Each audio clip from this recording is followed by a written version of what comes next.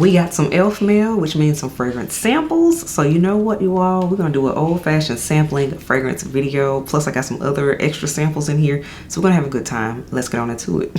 Welcome back to the channel, everyone. The San Maria here. Yes, we got some elf mail, we got some samples. Shout out to Elf Camille for sending these samples over to me. These are two fragrances I have been wanting to try, that is for sure. And ooh, there are some good ones. But before we get into that, lipstick of the day today, everyone. I am rocking MAC Come Over. This is one you've seen on the channel before, not a stranger at all.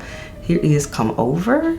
It's a nudie pink type of color. Let me know what you think in the comments below. As always, details on the face, beauty details, all that will be in the description box below, so you don't have to ask questions about it. Next up, we have fragrance of the day, and this is Sarah Baker Peaches Revenge. You all have seen me talk about this fragrance a lot already. This is actually on my fragrance tray for the month of July, so yes, we're going to be wearing her a lot.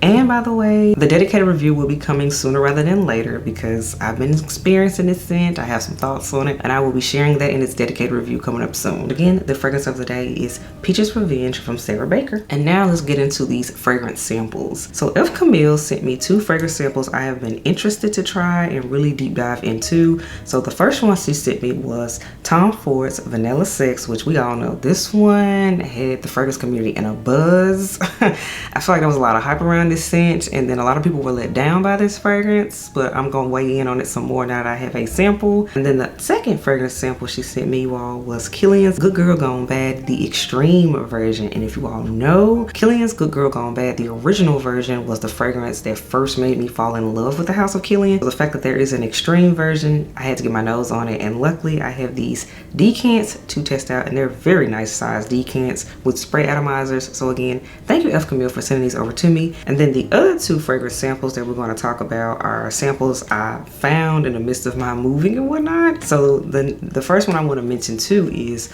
from Liquid Imaginaires, and this is Blanche Betts, which that one has been hyped up so much here in the fragrance community like the last 2 years. And then this next one had a ton of hype about 2-3 years ago. This is from the Armani Privé line, and this is Rouge Malachites. I did not know I had a sample of this, but hey, when you're going through things, when you're moving, you find stuff.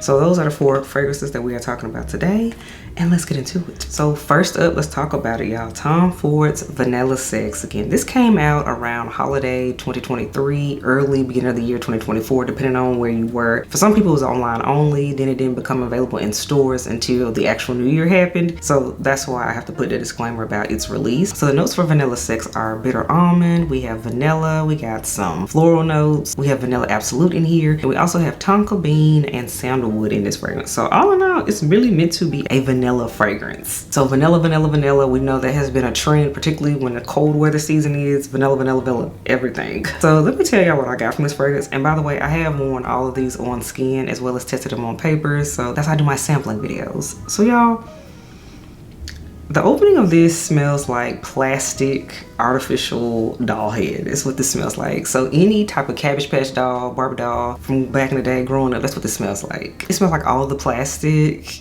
and then there's this powdery creamy vanilla that eventually comes through, but the plastic note, oh, it's there. It's definitely there. Yeah, it's weird. It's a weird one, y'all. It's so weird. And I remember I sampled this fragrance back in January or February, back when it had first came out, and I said it smelled weird, but to wear it on skin, even with a full decant, you all, first impressions are for real everything, because my opinion has not changed on this scent. This smells weird. This is a miss by Tom Ford, and it pains me to say because I am a Tom Ford girl, but I'm so glad I have sampled this, because I'd have been so mad if I had blind bought this fragrance during the hype and the frenzy when it first came out, because this is plastic. Ew.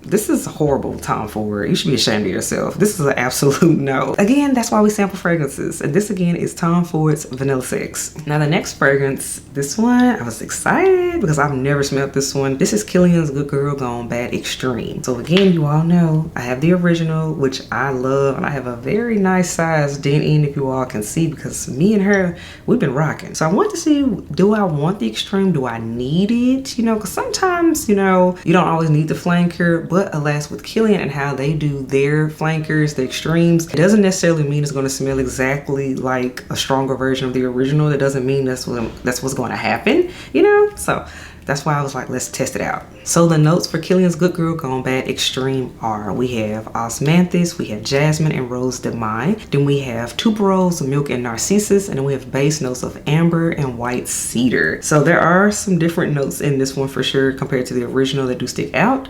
But I gotta say, y'all, interesting enough, this is a true extreme flanker version, and I'm explaining what I mean. Usually when I hear extreme, I think it's going to be more intense than the original, and that is exactly what I got. So to me, this extreme version is more thicker and denser than the original Good Girl Gone Bad. So I'm like, okay. In my opinion, I would wear this extreme version more so in colder weather because it's thicker and it can handle it more.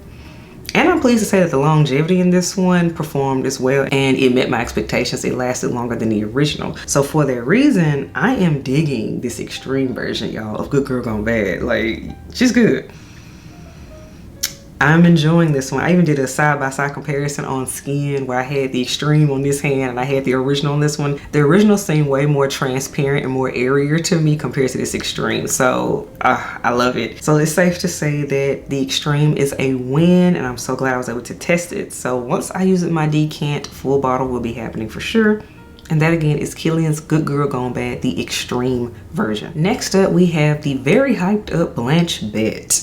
This one in the niche fragrance community, this one got a whole lot of love. And for it to be a milky lactonic fragrance, I was really surprised by that because most people don't tend to like lactonic fragrances. They tend to don't do well in the fragrance community. But this one defied the odds, so I finally got my nose on it and was able to test it out and to see whether I like it or not. So we have top notes, y'all, are milk, we have ambrette, and then we have tuberose, we got some jasmine in here, we got some incense, we got some vanilla in the base, we got some musk, tonka bean, and cacao. So absolutely, this is a musky, gourmand kind of scent with some florals in here. This is interesting, all right? But definitely lactonic for sure because milk is top.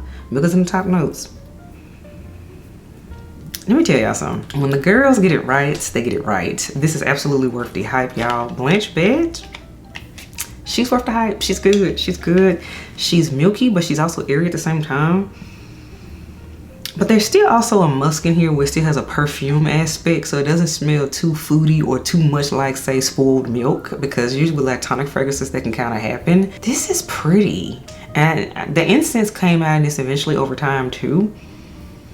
I like this. Now this is some true niche perfumery for sure. I'm digging this one. This is full bottle worthy. And I can see how for some people this was like a signature scent in the wintertime. 100% see that. This is cozy. This is divine. So Blanche Bet, yeah, she's approved by me. I get it. She's worth the hype. I'm feeling her. I like it.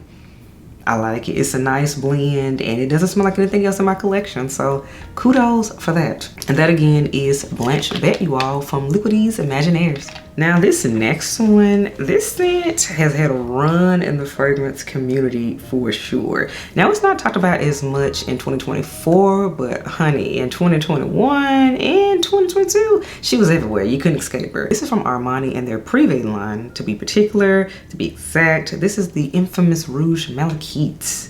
And let me tell you something, this scent, even on sale at a discount or whatever you want to call it, she still costs. So that lets you know that this scent is still loved, very hyped. It's still holding up there, that's for sure. That's something that's telling me.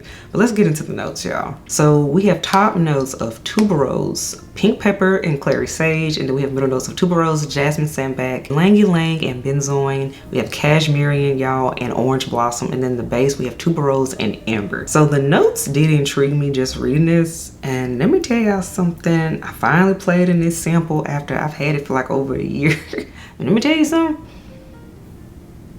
Oh, wow. I understood everything. I understood why this got so hyped up. I understand, y'all. This is classified as a tuberose scent. Oh, this is a tuberose scent with personality. She has some spice. She has some bite to her. She got personality. I like it. But here's the thing though. So for me, this is a tuberose bomb and this is a jasmine bomb is what this fragrance is to me. But I gotta say this though. This is the beauty of being in the fragrance community for a minute, and also with a large collection, you can start to pinpoint certain scents and things start to stick out to you, or similarities, shall I say. So in my opinion, 2 fragrances came to mind with this fragrance that I already have in my collection. If you all recall, back in the springtime, I picked up Memo Paris's Flamme Ray. The jasmine note in here, and I want to say Cashmerian too, is very similar to what is in Rouge Malachite. So that stood out to me. But of course, I already own a full size bottle of Flamme. So of course it's like, I already got something in that family, right? And then on the other tip, I gotta say this, going back to this being a tuberose bomb. The tuberose note in Rouge Malachite is the same tuberose note that is in their also Armani, but this is not their preview line, Armani My Way, in the Le Parfum version. Remember I told you all this is nuclear tuberose? That note of tuberose is in Rouge Malachite, which to be fair, they're both Armani fragrances, so that makes sense. But that same tuberose is in Rouge Malachite. So for that reason, do I enjoy Rouge Malachite? Yes, I do. I can still even see one in a full size bottle because the Clary Sage and the Orange Blossom does come out too, to give it a little bit of a difference. But I just want to let you all know like some similarities that I picked up on. So I say that to say, if you like the tuberose note in the My Way Le Parfum, you would enjoy Rouge Malachite. And on the niche side, if you like Memo Paris's Flamme, you will also enjoy Rouge Malachite. And since I do enjoy these scents, Rouge Malachite is a yes to me. It's a win because this is unique. This is still unique, even though, like I said, there are similarities. Rouge Malachite is still unique enough to be like, okay, I want it. I do get why I got so much hype because this got a lot going on in a good way.